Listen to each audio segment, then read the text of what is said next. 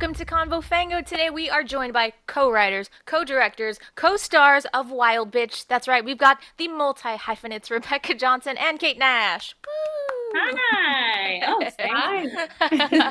Thank you guys. That's like a big round of applause for you guys. I love it. I'm like such a fan, so I'm really glad that you guys did something that's horror related because now I get to talk to you about it. So this is great.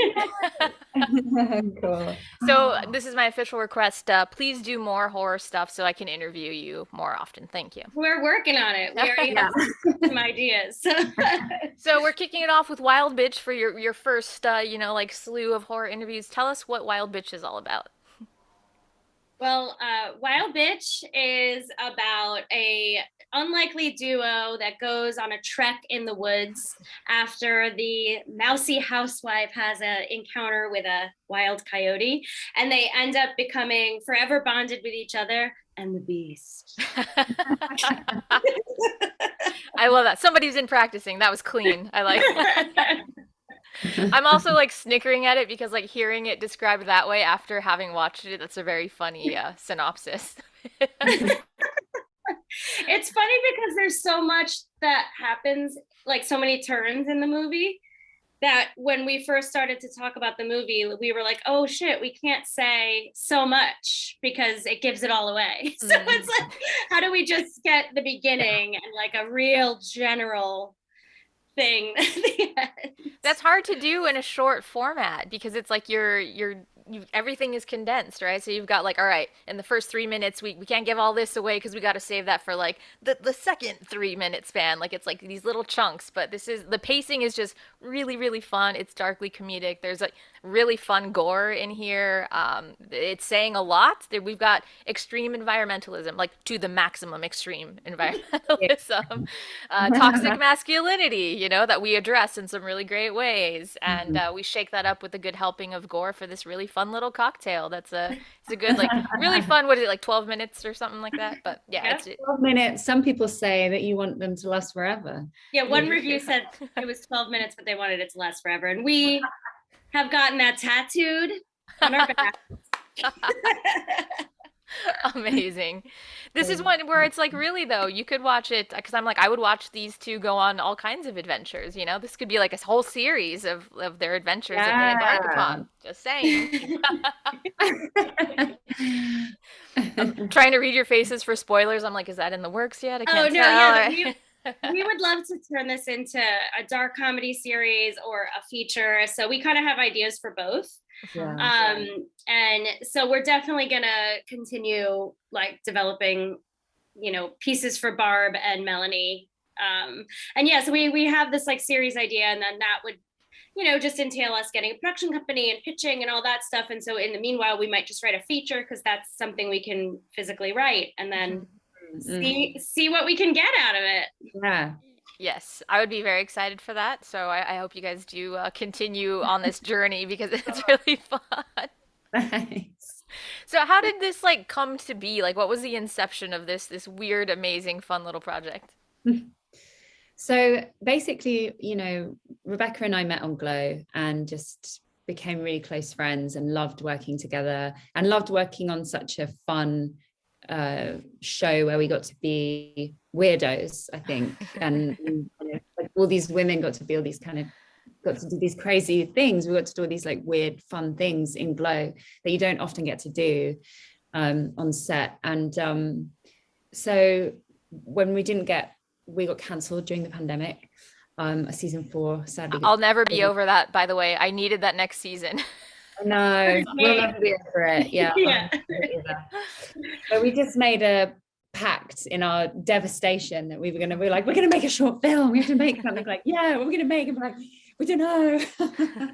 And we had no ideas, but we just knew we wanted to make a short film. And it was months and months later that Rebekka was writing a movie and I was writing a horror novel. I was doing a horror novel writing course.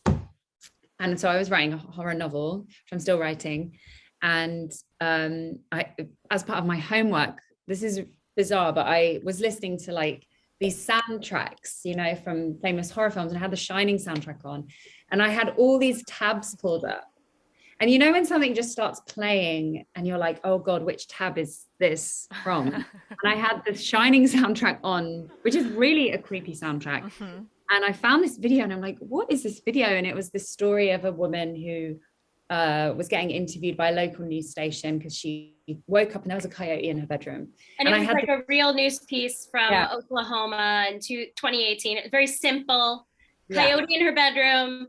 The animal rescuers came. And I was like, but what if that's not the end of the story? The Shining soundtrack is on and I'm like, this is a horror film. And I was like, Rebekka, I got an idea for a short film. And we just texted. I think I actually checked later down the line, but that initial text, we wrote the whole story in 5 minutes. Oh my God. Like the plot didn't change from that 5 minutes, but we just then started to kind of, start writing the script and flesh out the story. I love that so much. That's such a great, and this is how it was born. Like, that's a great story. Well, and we also were able to sort of say in the why was it coyote there? And why is this lady so strange? And the whys for all the characters, we decided to thematically explore themes that we like to use in our work all the time. I often write dark comedy things that involve sexism or sexual assault, really funny, great light topics to just delve into all the time as a comedian. Yeah. Feel good shit.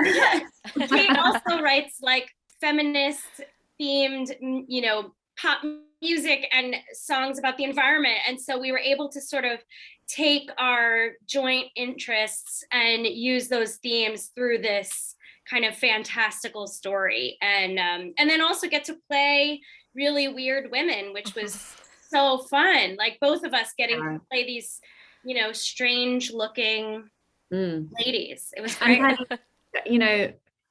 you're watching it and not sure who you're rooting for, who's really not like there's someone who's the hero or a great person that you know to root for, but you do kind of want them both to succeed, I guess, and I think that's interesting for us as women to play characters that aren't just so stereotypical and obvious, and that they're just so directly affected by each other and not, I don't know, it's not a rom-com, put it that way. We got rom-com elements, maybe. It could be. I know, she's real fond of that coyote. I don't know. Yeah. There were some heart eyes. Prologue was a rom-com, actually. Okay. The coyote's her daughter, okay? We're not getting into any Okay. All right. scary stuff other than the hair of the coyote. I don't know about that. Questionable. It's a little bit of a question mark,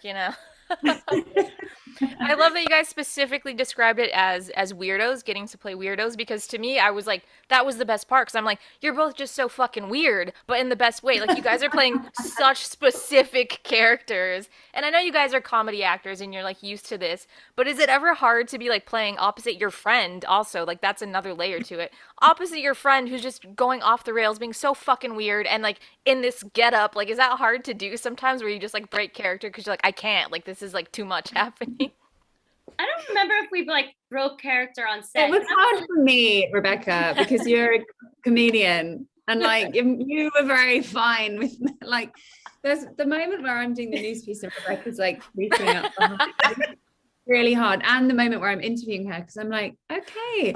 And even in our rehearsals, it was okay, how far, because my initial reaction was to really find her funny, and it was oh, well, maybe she's also trying to do her job and not just find it really funny. And I was okay, but it is difficult because Rebekka is very creepy. Yeah, I feel we broke more in the rehearsals, and especially because, we wrote the script, but then in rehearsing it, we kept, improvising this, improvising that, or especially the fight, screaming, I'm gonna fucking kill you right in her face. That was insane. But it was thing of oh my God. Serious, didn't it? We I think that's the best thing, I think, for stuff like that, is committing to playing it seriously, and then people can find it funny later. Right. And the monologues and stuff were all really intense to shoot, and it was really cool to watch actually. Well, it's played very straight. Like it's very very dark and it's played very straight, but then also like so it like such horror elements to it, but it's funny as shit. And then you guys look so like everything about it is so over the top and insane that it's like what? Like but blended with playing it straight. Yeah, it's so fun. I'm so glad that you it's like our favorite thing to do, I think, is to make people feel weird while they're laughing and scared. I feel real weird, guys. We just came up with our second idea again in 5 minutes, and I think that we're not going to talk about that, but like I do feel like you're going to feel exactly the same way. Like this is very weird and I really like it. Well, now I want to talk about that, but okay. You guys can tell me maybe after we record. We'll tell you after. Okay, I won't tell anybody else. I'll just keep it to myself in the meantime. Well, hopefully you'll see it one day. I will see it one day. Absolutely, I will. I love the look, the style, like the aesthetic of it, and it's kind of it's fun because it's like ambiguous kind of, right? Like you don't really necessarily know what decade we're in, like you think you know, and then there's other elements where you're like, oh wait, maybe not, maybe it's this. So it makes it all this weird, it adds to this fantastical kind of playground weird, like what the fuck is going on kind of element, makes you feel weird again. Yeah. Yeah, we wanted it to feel like sort of timeless, but also like a place that's sort of not caught up with the present. So it's not, necessarily back in time, but you go to those small towns that like I was in like a town just outside of Yosemite, and I was like, oh wow, like even in few hours from LA it can feel so different. And there's some really old school things about some of those places, and like keeping the iPhones and certain references, but like it's like the people are stuck in an era rather than it being an era. Yeah, we got like big hair, blue eyeshadow, big blazers. We got this fantastic vest ensemble happening. Like, and Kay, you're listed as like the wardrobe stylist on this, right? You just like pull this from your closet, like. Imagine those are all her clothes. Yeah. Yeah, I really enjoyed doing that actually. I think it's I find it difficult to dress as a human being in my normal life, but like in fantasy it's a lot easier to like dress for characters. The phrasing of that, I find it not just like, oh, I have trouble putting together outfits, but I find it difficult to dress as a human being. Yes, I am a human being. I do. I genuinely do, because I feel like I've just done so much of like touring where during the day you're just not you're wearing like pajamas or tracksuit, and then you have this like really fantastical outfit on stage and you go really over the top. And then when I got Glow, it was like, oh my god, again the same kind of thing. It's like PJs and then insanity. And I'm like, how do I go from, what do I wear to go to a meeting? I have no idea. All my clothes are just, her closet is insane. Her closet is like the most fantastical punk rock ball gown, cowboy bodysuit, fishnet, so many pairs of fishnets, every color.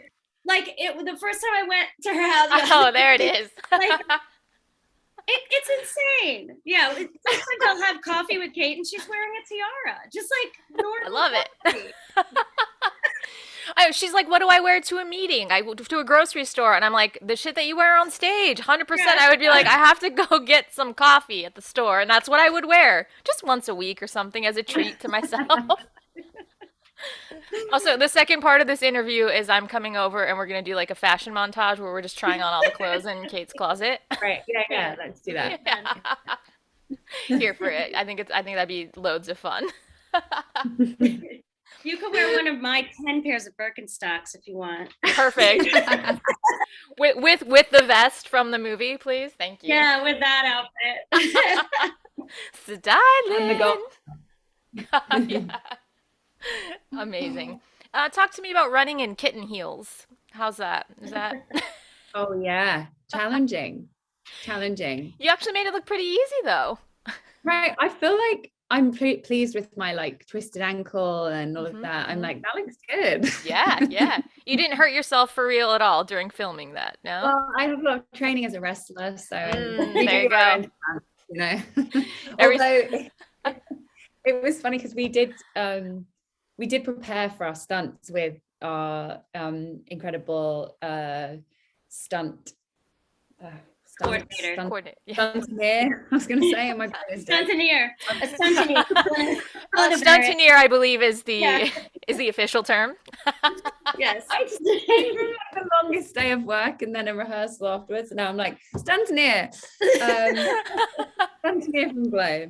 Helena Barrett helped us prepare our fight, and like we really worked hard at that.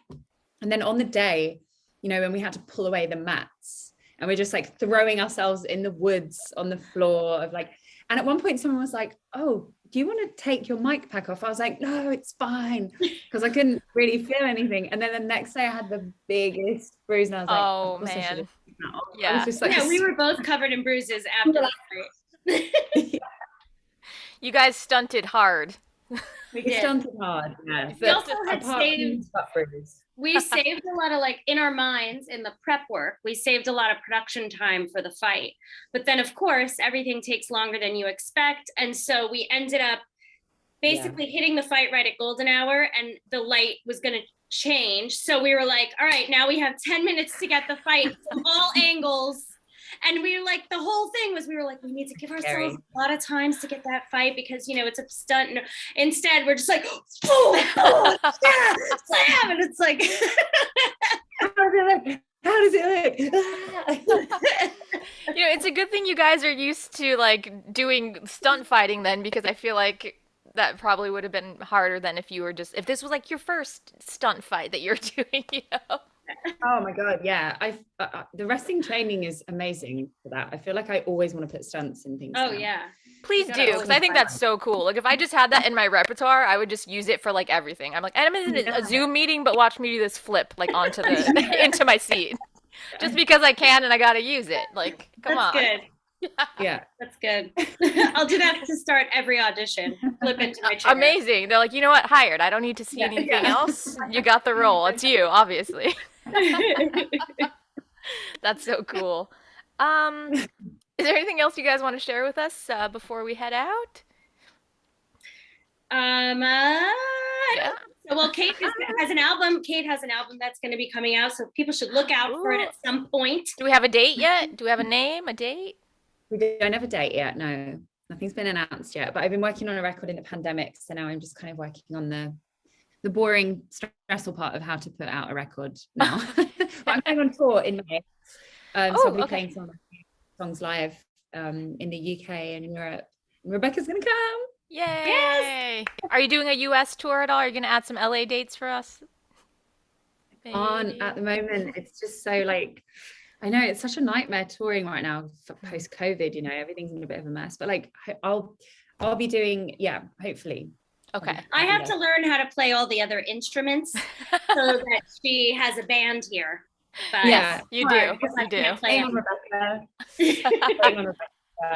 I don't know any wrestling stunts, but I can just like stand in the background and play a really bad like ukulele for you if you want that. So I volunteer as tribute for that. Exactly what I've been waiting for. So I got your missing piece. Here I am. You're welcome. All right, guys, this has been awesome. Wild Bitch premiered at South by Southwest. Look out for it. More festivals coming soon. We'll update you guys on that. Yeah. And I'm just so excited for this. Like, I want people to like go and see it. I'll post the trailer at least along with this. Go check it out. Yeah, you guys are awesome. And thank you so much. And we'll keep an eye out for all of your upcoming stuff.